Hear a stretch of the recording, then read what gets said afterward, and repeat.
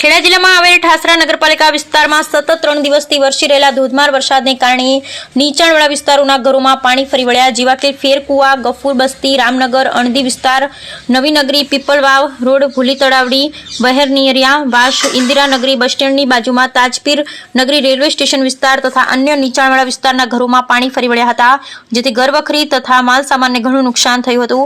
ઠાસરા નગરપાલિકા દ્વારા નીચાણવાળા વિસ્તારમાં રહેતા નાગરિકોને સ્થળાંતર કરાવી અન્ય સ્કૂલો જેવી કે પ્રાથમિક કુમાર શાળા, કન્યા શાળા, ભાથીજી પ્રાથમિક શાળા, નગરપાલિકા તથા અન્ય સ્કૂલમાં સ્થળાંતર કરવામાં આવ્યું।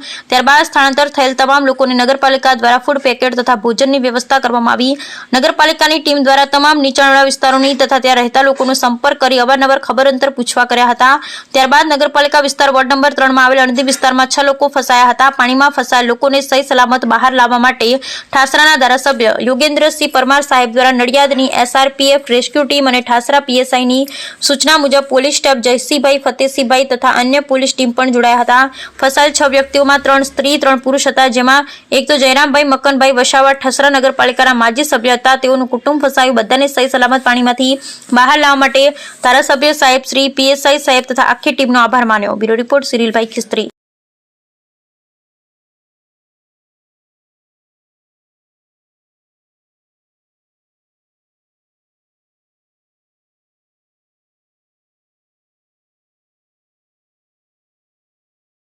લટકી જવાનું માજી, કઈ ચિંતા નહીં કરવાની।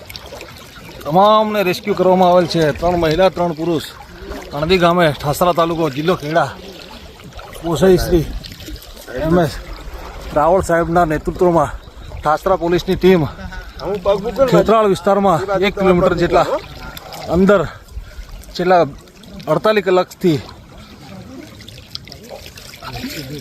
ફસાયેલા તમામનું સહી સલામત રીતે રેસ્ક્યુ કરતી ઠાસરા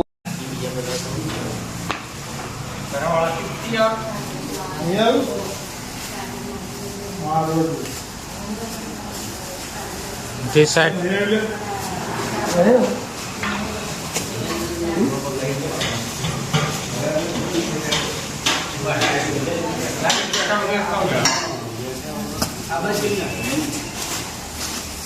આયો ના હું હે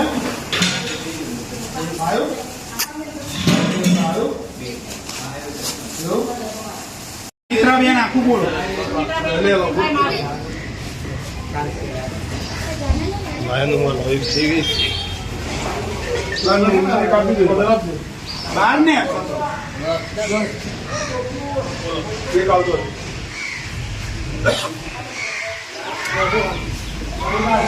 તે છોકરા બીજા પકડી લે બેટા પડશે બેટા પકડી લે ચલો હાલો